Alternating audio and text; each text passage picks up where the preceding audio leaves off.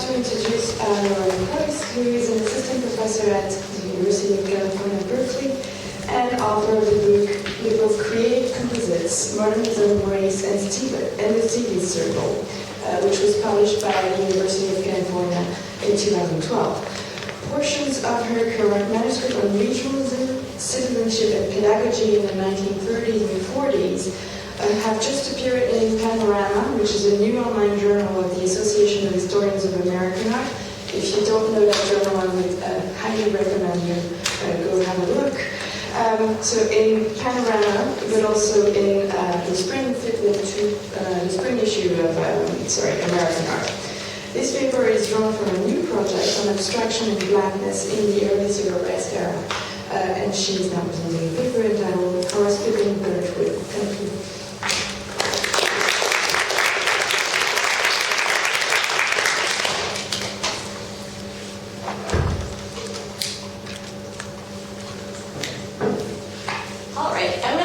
I want to begin by echoing everyone else's thanks of Alex and Elaine for organizing this symposium.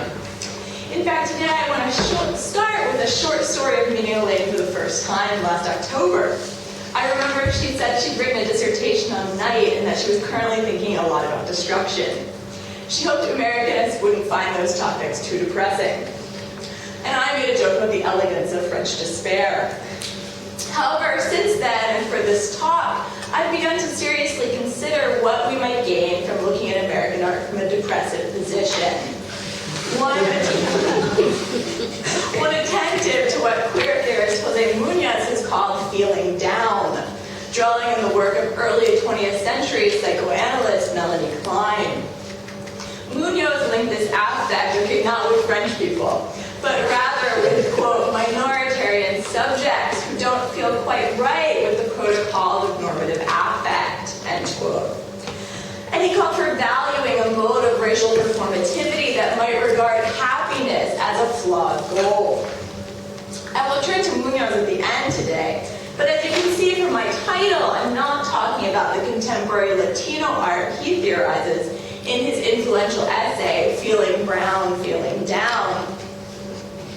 Instead, today I take as my subject the work of Horace Pippin, who became famous in the United States during the early 1940s as a self-taught African-American artist and disabled World War I veteran. A painter perhaps best known today for his John Brown and Holy Mountain series, parts of which I show you on the screen here. Pippin first gained the attention of the New York art world in 1938 when these four paintings were included in the Museum of Modern Art's Masters of Popular Painting exhibition, focused on the so-called modern primitives of Europe and America. Then, 40 years old, Pippin was the only African American and the only armed forces veteran represented in the U.S. group. In 1940, Philadelphia art dealer Robert Carland exhibited 27 of Pippin's oil paintings and burnt wood panels. Carland's show drew the attention of influential collector Albert Barnes, who eventually purchased these four works and lauded Pippin as, quote, the first important Negro painter to appear on the American scene, end quote. In the years that followed, Pippin and his work appeared in Newsweek, Vogue, and Life, as well as in advertisements. At his untimely death in July of 1946, Pippin was among the most well-known of American artists. His success charted as here in Vogue, from unknown laborer to accomplished painter hung alongside Matisse.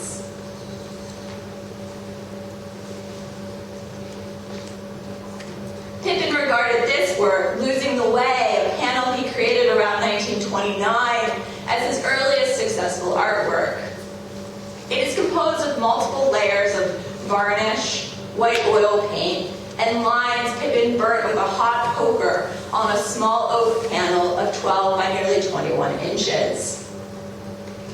The wooden support has been cut from a larger piece of furniture, Maybe a cabinet door whose beveled edges you can see in this photograph of the frame panel's verso. You can also see the rusted metal ties, likely dating from the late 1920s when Pippin made the work, or from earlier that reinforce a split in the surface. Now in the collection of the State Museum of Pennsylvania, this work was exhibited widely during Pippin's lifetime.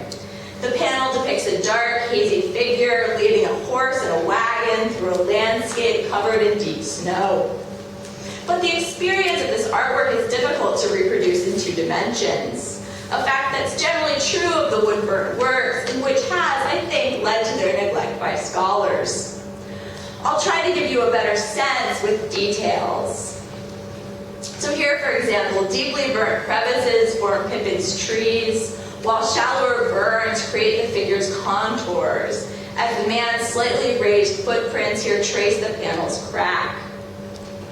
In the center, a huge fallen branch or perhaps a dead animal on its back obstructs the way, deeply burnt and scratched into the surface. A barrier that Pippin opened into the panel like a hole or a wound. Pippin wrote about making this work. He'd drawn as a child before a long string of manual jobs culminated in his enlistment in the army during World War I.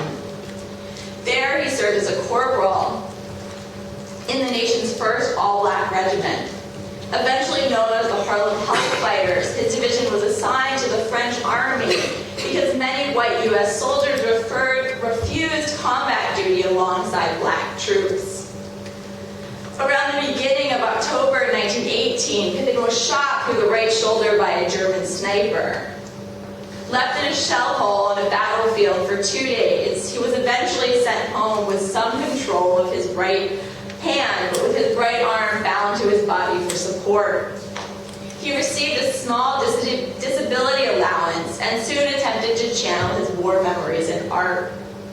He tried several times in the 1920s to write out his experiences. Illustrations from an autobiography at the Archives of American Art share a high horizon line of losing away. But Pippin felt unable to express himself adequately in words and frequently smudged his own work in charcoal. We can trace the shortcomings Pippin perceived in his account, which I'm showing you additional pages from now, perhaps to his injured body or to the basic inability of words and images to conjure the war experience. Understanding World War I canonically as a rupture that ushered in the unpredictable cacophony of modernity and modernist avant-gardes, we could account for Pippin's dissatisfaction as an inability to get over that shock. However, scholarship on the African-American experience of the war, including Celeste Vernier's recent work on Pippin's autobiography, has demonstrated that for many African Americans, the carnage, uncertainty, and victimization of total war did not represent the same rupture it did for whites. Instead, for the 387,000 African American men who served in World War I, the historical break they had hoped to bring about by enlisting democracy and equality for all did not actually come. Although W.E.B. Du Bois and other leaders argued for African Americans' right to fight, Pippin's role as a combat soldier was actually extremely rare amongst African American enlisted men. 80% instead served in supply or labor divisions, with such poor conditions that they were often called slave battalions by black soldiers. Following the war, African American soldiers were left off monuments, many veterans groups restricted members to whites, and lynchings of African Americans actually increased, including at least 16 black veterans between 1918 and 1920, some dressed in their war uniforms. As Richard Wright wrote in 1941, quote, "Our boys do not die for liberty in Flanders. They die in Texas and Georgia," end quote. Thus, what initially seemed to my modernist self a sort of belated struggle by Pippin with World War I in the 1920s and later, now seems like an attempt to come to terms with an experience of war's destruction that extended backward in history and forward into the present. Other scholars have pointed out the way we can see the reverberations of war in Pippin's subject matter. Bernier, for example, links his barbed wire design with the white doilies we see in his domestic interiors. Art historian Richard Powell points out Pippin's Holy Mountain paintings all feature silhouetted images of soldiers in the forest. Figures that are quite difficult to discern, so I show you a kind of lightened, enlarged detail here. Even the broken body of John Brown on trial recalls Pippin's own description of being carried from the battlefield.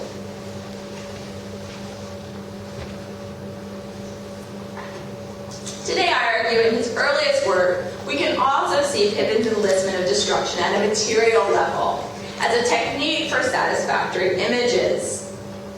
To make losing the way, Pippin took a hot poker from his pot-bellied stove, held the handle in his right hand, took a piece of cast-off furniture, and maneuvered it with his left hand against the poker, burning the composition's lines. The process, which Pippin continued to use for more than a decade, seems quite laborious, especially given that commercial woodburning tools and how-to books had existed since the early 1900s. However, examining a photograph, we can see the way the heavy poker supported Pippin's hand and could be moved by slight pressure to result in a finished work. Here, one that includes a man rendered in profile with his own hand near a pot-bellied stove, and a framed picture within the painting of two boxers in the background. Pippin referred to his woodburning technique as his own invention, a process that, quote, brought me back to my old self, end quote. Period critics and subsequent biographers have explained the process made Pippin's right arm physically stronger, enabling him to turn to oil painting. But reading closely, there's a crucial difference between these two statements on woodburning's effect. One that is elucidated for me by recent disability studies scholars who argue against the medical model of disability that demands that everybody can and should be fixed and normal. Following these scholars to envision disability as socially constructed, like the identity categories of race and gender, we can begin to see Pippin's physical injury not as some destruction necessarily overcome. Indeed, Pippin's man here turns away from the athletic black bodies and their violent sport. In the background, Pippin's burning might bring him back to himself, but might not fix his injury or make him happy. Looking at other photographs of his process, we can see the ways Pippin's injured body structures his technique in burnt wood, and in the tightly controlled strokes of paint he made on small maneuverable panels and canvases while holding his right hand with his left arm. In it, a white man, painted bright white with a white shirt, whips a bound black man whose unclothed torso is rendered by the varnished grain of the wood. His form delineated by Pippin only with the burnt lines that also trace the contours of the post, the cabins, the whip, and the whipping white man. The wounds in this historic scene of slavery's violence aren't burnt, but are rendered with strokes of red paint that run just diagonal to the painting's frame. In depicting the slave's wounds here, Pippin doesn't use his burning technique to render the outcome of violence, but evocatively uses it to delineate, creating a brown body out of the panel's ground, using his burnt line to physically register the violence that structures that body and the body of its overseer. The burn here acts as a charred absence and a pictorial presence, recalling antebellum America's human scarring by branding and the World War I decimated European landscapes of trench warfare, two moments that were also connected in period African Americans' understanding of U.S. history.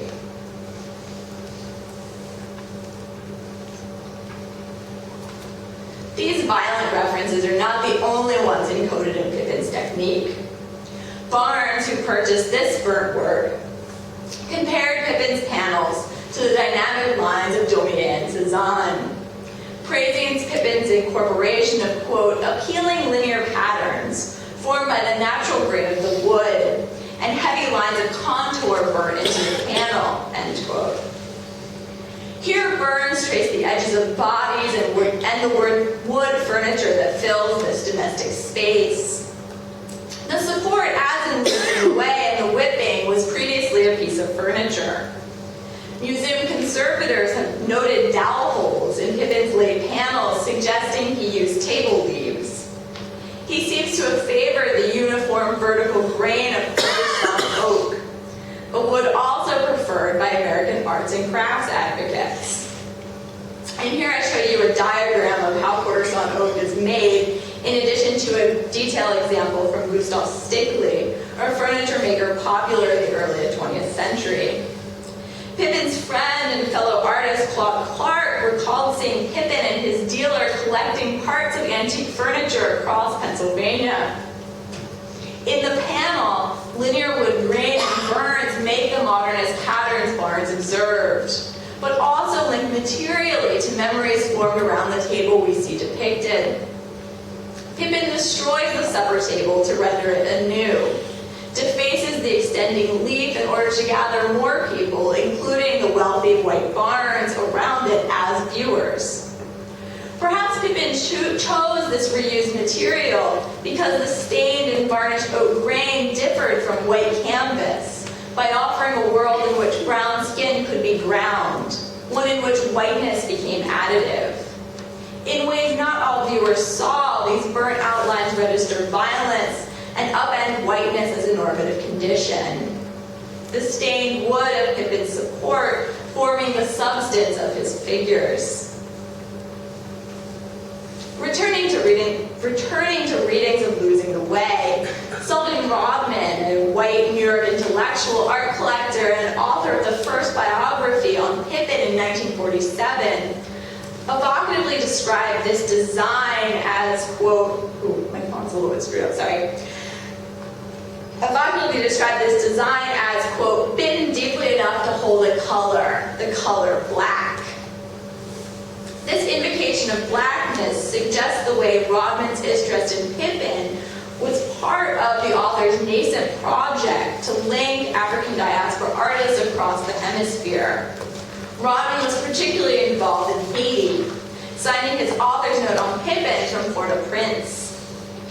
In describing Pippin's design, Rodman derived his phrase, perhaps from etching, where an acid bites in the metal plate, but evoking teeth or sharp weapons, bitten deeply enough, also suggests obliquely the ways we might see blackness here as held in place by a kind of violence.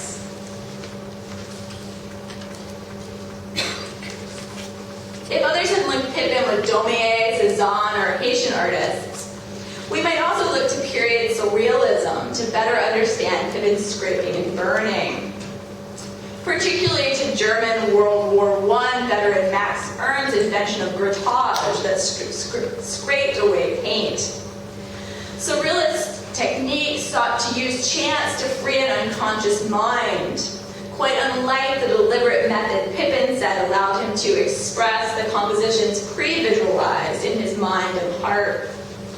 Nonetheless, examining Pippin's work in the context of Ernst suggests psychoanalytic readings of what it might mean to burn and scrape a support surface, activating the destruction in Pippin's techniques. Within histories of American art, Pippin's story has frequently been one of happy success that narrates him overcoming his handicap to create vernacular paintings envisioning and ennobling the everyday lives of African Americans. However, like the cracked panel of Losing the Way, Pippin's body didn't become perfectly healed by becoming an artist. The burnt wood of Pippin's artworks direct us to the violence ingrained in and on his body and those bodies he depicted. His art's layered meanings urge us to look at American art not only to chart its triumph and progress, but also to see the ways its surfaces are incised destruction. Now, having provided you with a downer of a conclusion, in front of a broken artwork that I assure you is better in person, I want to recognize what Jose Munoz called ground feeling. I want to return to it. I want to close by recognizing the depressive position, as he did, as, quote, a site of potentiality, and not simply a breakdown of the self or the social fabric, end quote. In Kleinian psychoanalysis, the depressive position does not avoid or rationally wish away loss and guilt, but rather tolerates them. It is a position from which we, as psychoanalytic subjects and as subjects of history, can negotiate reality to begin a process of so-called reparation, fixing our damaged world and the damage we have caused others. For Munoz, and perhaps for us too, as we think about destruction in American art, feeling down offers the possibility of transformation, end quote, a certain kind of hope, end quote. Thank you.